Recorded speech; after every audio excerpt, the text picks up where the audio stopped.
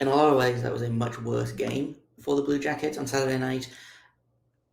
But also, they scored a bunch of goals. So let's break down what was good, what was bad, what was ugly about Game 2 of the Locked On Blue Jackets season.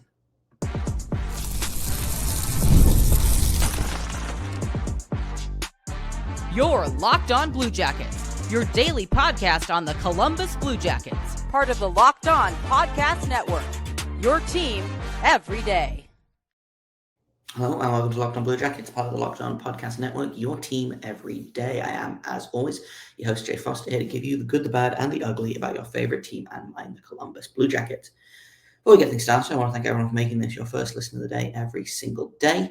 Locked On Blue Jackets is free and available on all podcast platforms and over on YouTube. I also have to let you know that today's episode is brought to you by FanDuel. Download the app now by visiting FanDuel.com and win $300 in bonus bets if your first $5 bet wins. Lots happened in that game. It was a very opposite version of the game that they played on Thursday night in Nashville for good reasons and bad reasons, right? And maybe this is just me. I'm having a little bit of deja vu to last season where they would seemingly alternate between looking really good and not knowing how to score, or not looking great and scoring a million goals. And I thought they looked really good in Nashville. They only got one goal. They got goalie by UC Saros. They go into Minnesota. Phil Gustafsson coming off of a 5-0 shutout in his season opener, and the Blue Jackets put 7 goals up. I think six on Gustafsson and an empty netter, which, as we all know, empty net goals don't count unless they are Boone Jenner's 200th career goal, in which case they do count. I Make the Rules is my podcast. I was not expecting this. 52 is too many shots against to allow. However, they did create a lot of offense themselves. So it wasn't like necessarily anyway. I don't think it was very much a case of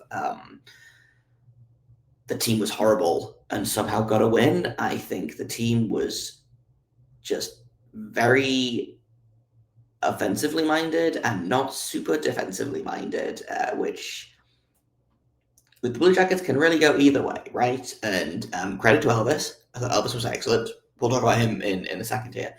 But you couldn't pick 2 more opposite games for the Blue Jackets to open the season with, right? Is you've got one where you dominate and can't score, and then you've got one where you get dominated, essentially. They outshot them by 20 and somehow managed to put 6 goals behind, for my money, one of the better goaltenders in the league. So I'm not going to pretend I'm not mad about the win. I thought it was a ton of fun. I didn't get to watch it live, but I watched it this morning to kind of make some notes, take some thoughts, etc. And it was. I've seen worse games from this team, right? I'm sure it was a lot of fun to watch live. I'm sure it was really annoying if you are watching from the Minnesota Wild's perspective, because they really should have won that game, right? And again, this happened a lot last season, I feel like, and especially early in the season, like there was the Blue Jackets would alternate between losing and scoring 6 goals a game for like the first 10 games of the season or something wild like that. And part of that was they got lucky with the goaltenders they were facing. Part of that was that they just got lucky in general. But like, I don't know if I can do that again, right? I was joking about this on Twitter after the game. I was like, I don't think my blood pressure can cope with, we might score 0 goals, we might score 6 goals, and also there's going to be a million shots against, and we're going to have to put our faith in goaltending to get us through this, because I did that last season and it wasn't fun. No, that's a lie. Much of last season was fun, but like, if I had to pick between the 2 games as well, I'm like, do I want a game where the Blue Jackets are good but don't score? Or do I want a game where they aren't as good but they do score, but is much more stressful, right? So like, obviously I'm going to take the game where they win, but what if we had a game where they both dominated on the score sheet and in the underlying stats? Because I think that would be fun for me personally. Overall, lots of things to like about this game, right? some things not to like. I want to talk about special teams in a little bit because, oh boy, the penalty kill sure is well. It's not penalty killing. That's the problem here. But again, the 5-on-5 continues to shine. I believe the Blue Jackets have only allowed one 5-on-5 goal in the 6 that they've allowed so far.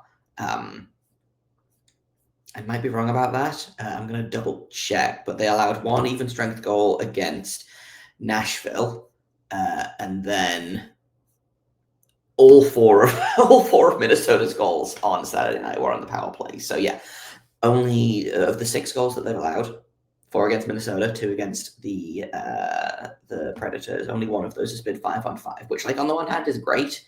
Like, that's really good 5-on-5 play. However, I don't know that 5 power play goals against in 2 games is going to be like a great strategy for success. Now granted, the penalties have been kind of lopsided.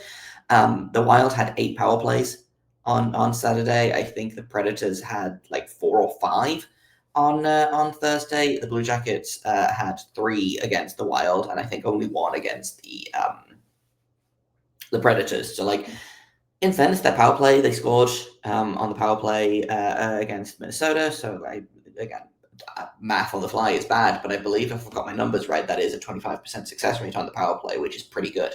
Like, if you're scoring 1 in every 4 power plays, that to me is fine. I feel fine about that.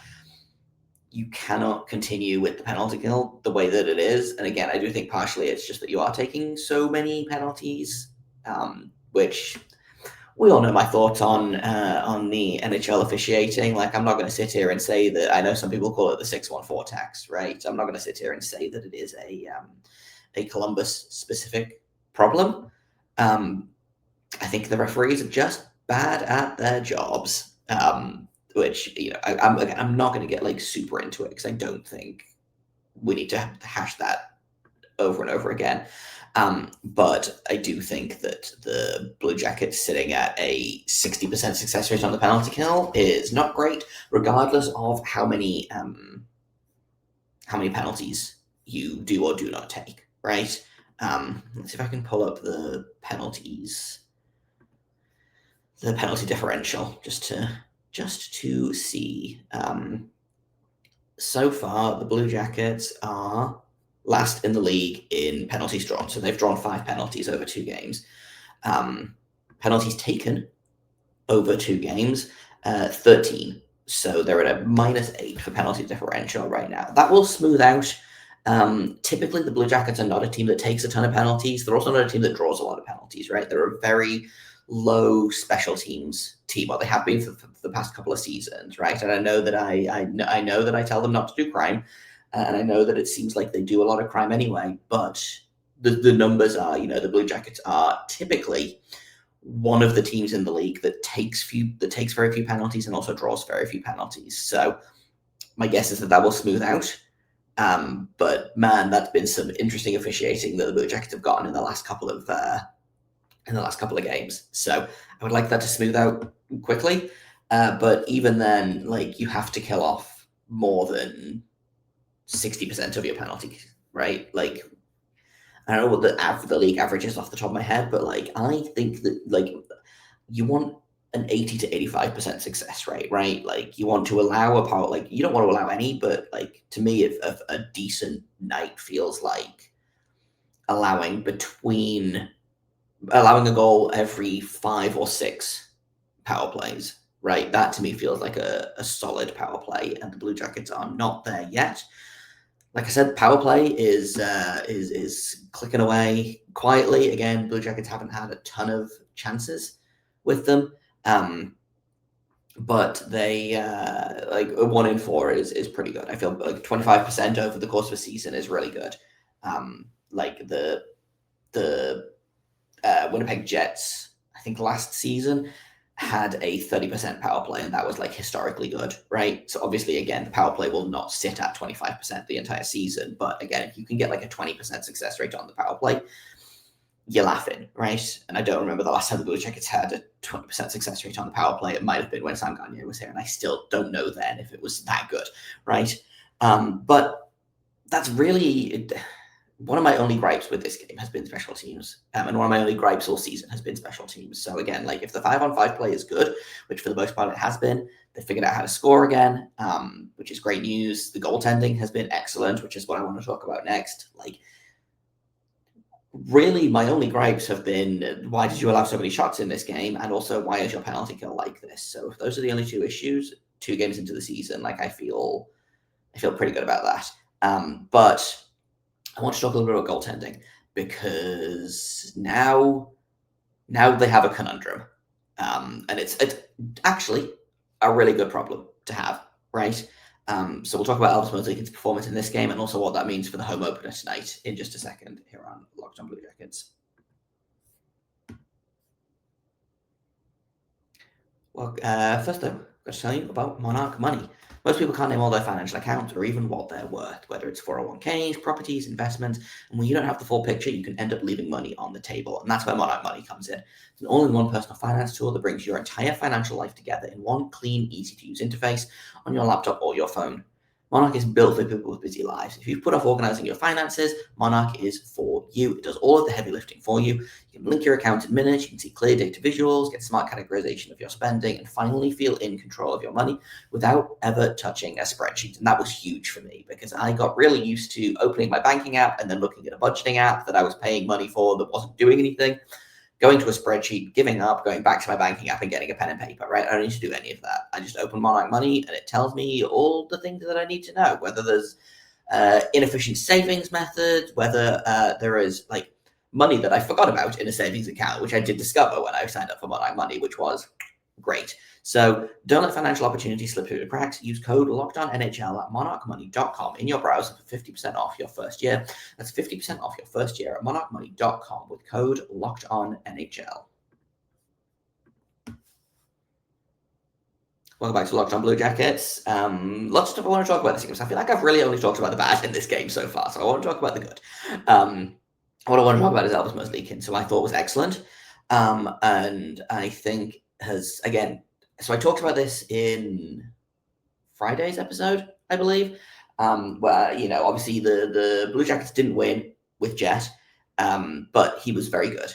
He wasn't as good as Saros, but he was still very good. I think he had like a 915 save percentage or something along those lines. 2 goals on 31 shots is a pretty good night, right? Elvis needed to be excellent in this game to keep pace with Jet, because I do think that they are treating this as an extension of the preseason training camp competition of who gets to be the starter for the home opener. And I thought so far Jet had a much better preseason than Elvis, came out strong in game 1. So Elvis really, really, for my money anyway, needed to be really good in this game to keep pace with Jet and be in with a shout of that home opener starting job, because I do feel like, regardless of what the coaches say and regardless of what it seems like, coaches talk a big game about how they're like, well, we don't really have a starter. We have 2 very good goalies that are going to play. If they're playing well, they'll play. If they're playing poorly, then the other guy will play. Whoever gets to the home opener is like the quote unquote favored guy, right? Elvis needed to be good in last night's game, or Saturday night's game, to be the favored guy, and I think he was. That was, I think, one of the better Elvis performances I've seen in a long time. He had flashes of being great last season, so I'm not going to say that he's been terrible the entire time, but I thought he was good in a couple of preseason games, poor in some others, and quite frankly, I thought this was his best game of the season so far. And I know that it's, he played 2.5 preseason games that don't count, but he was really, really good in this game. I know that you look at that and you're like, well, he allowed 4 goals, but he faced 52 shots. And I think allowed like a goal and a half less than he was supposed to, which for Elvis is kind of huge, because I feel like last season he was allowing a goal and a half more than he was supposed to basically every game. And that's obviously not, like, I'm being hyperbolic for a little bit for the bit here, but Elvis was really, really good. And now I think it's going to be really interesting to see who is going to be that starting goalie tonight in Nationwide. And before that game, I would have said it should be Jet 100%. And I do still think it should be Jet. But they made it a lot harder. And what I thought was going to happen is that the Blue Jackets were going to look good in front of Jet and not score. And I thought that Elvis was going to have a worse game but still win. And then that would have made, like, to me, that would have been like, okay, well, Jet played better, but Elvis got the win, right? So you play Jet. But Elvis got the win. Elvis played well.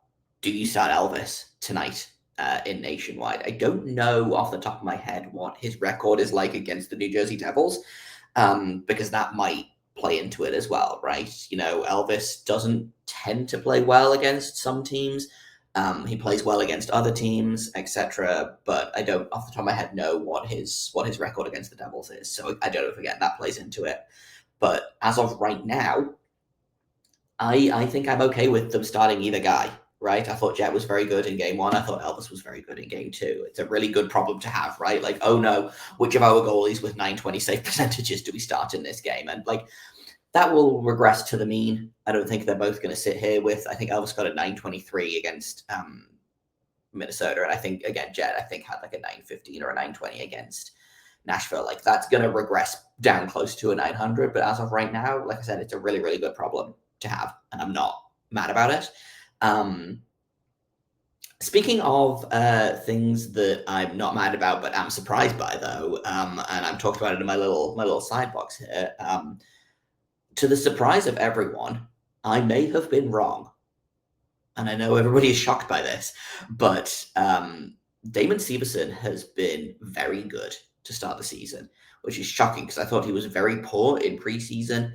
He was maybe the best Blue Jacket on the ice against Nashville, and possession-wise, the numbers don't look great for basically anyone not named Kirill Marchenko or Zach Werenski, who, by the way, looks much more Zach Werenski-like against Nashville, against Minnesota than they did against Nashville, which is great news, right? Again, Kirill Marchenko, hat-trick.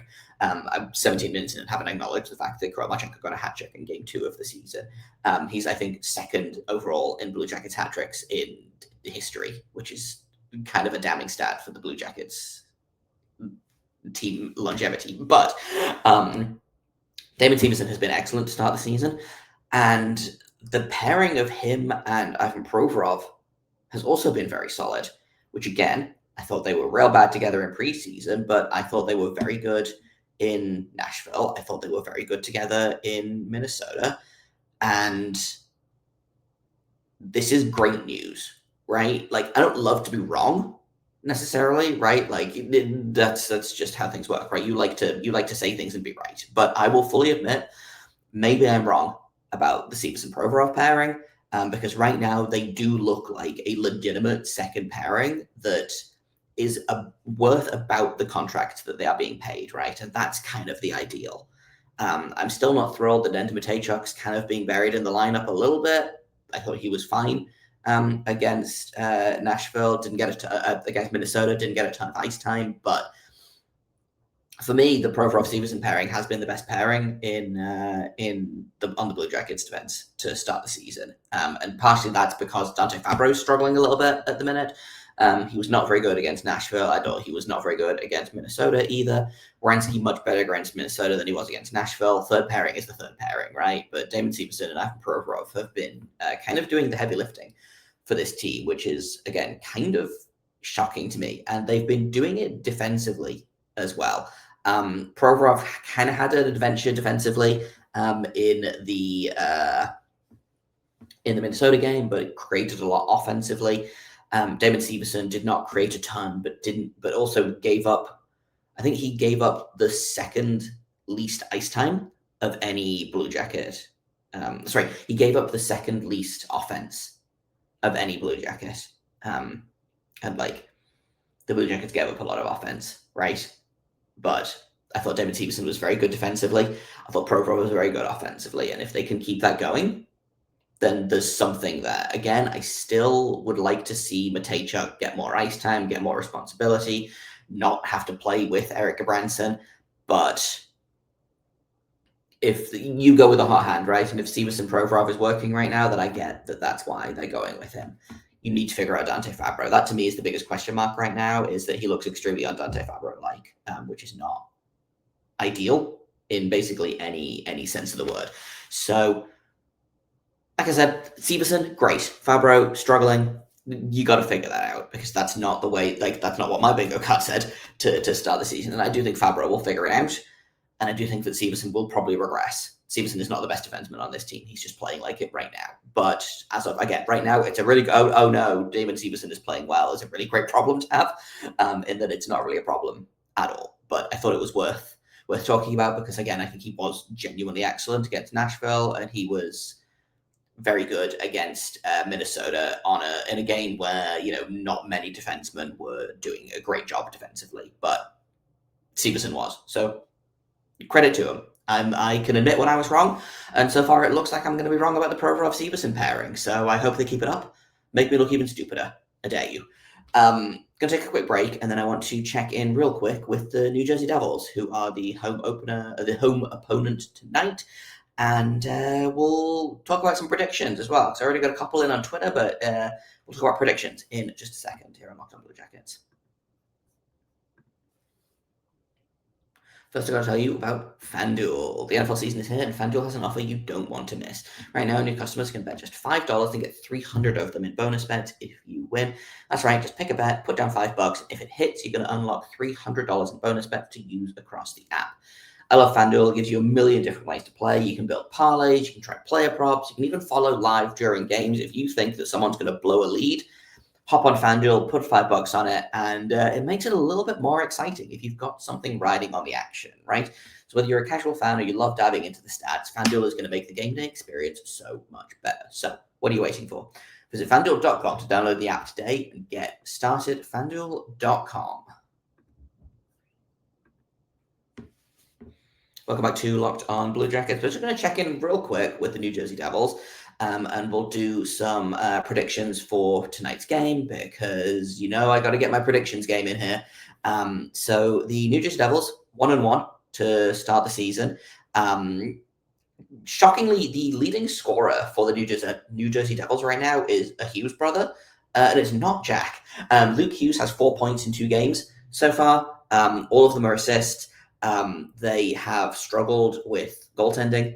It looks like they've allowed 9 goals over 2 games, which is not ideal, especially because I think that they are a team that really relies on goaltending. Jacob Markstrom was really, really good last season, and I think that they need him to be good this season if they are going to get anywhere in a strong-ish Metro division, right?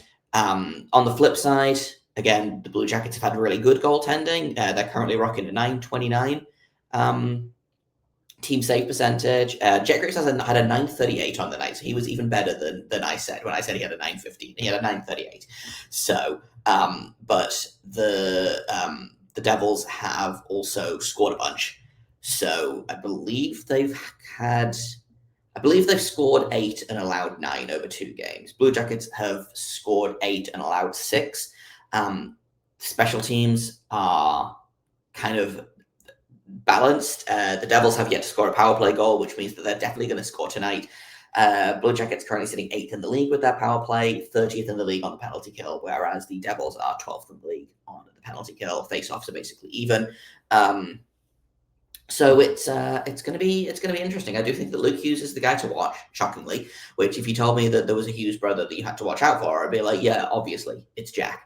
But Jack Hughes just 1 assist through 2 games so far, which probably means he's going to pop off at some point soon, because as much as I like to talk smack about the kids, he is an excellent, excellent player, and I do think is the key to the New Jersey Devils offense. So now that I've said all that, he's definitely going to pop tonight and probably get a couple of points. I would like him not to, but but typically the guys that I talk about end up scoring because I can only use my hockey powers for good, but Luke Hughes having a fantastic start to the season. Jesper Bratt having a great start as well. He's got 3 points, 2 goals and an assist in 2 games. for the most part, the guys that you expect to be scoring are scoring, right? Connor Brown's got a couple of goals. Nico Keisha's got a goal and an assist. Timo Meyer's got a goal and an assist.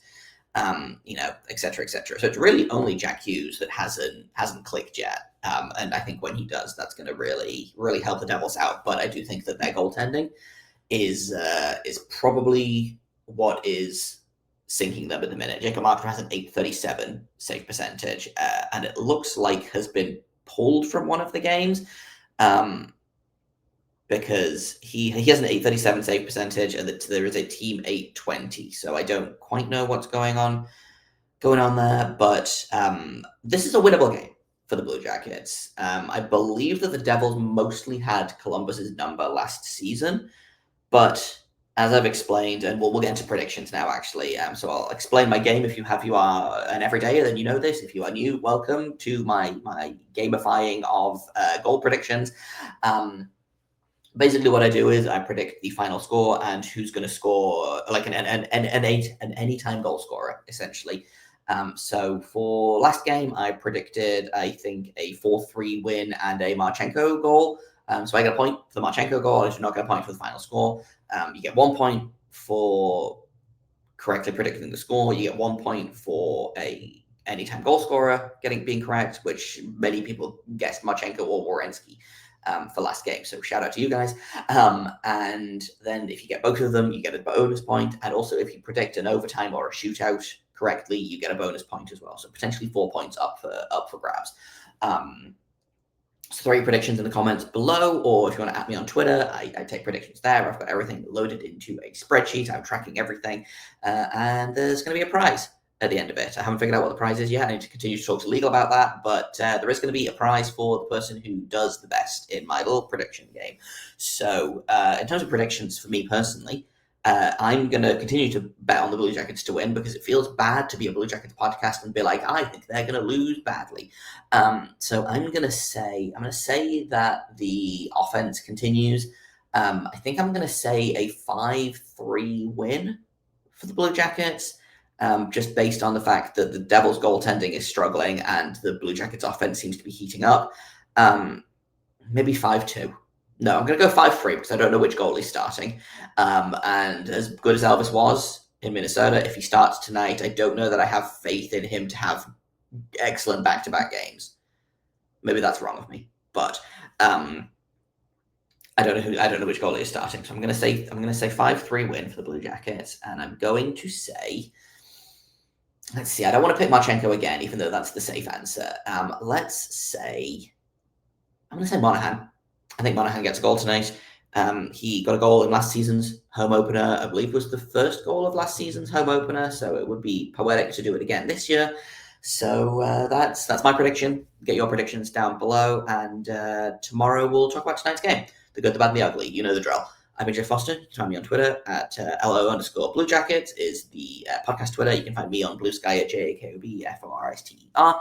And thank you for listening, for making it your first listen of the day every single day. Locked on Blue Jackets continues to be free and available on all podcast platforms and over on YouTube.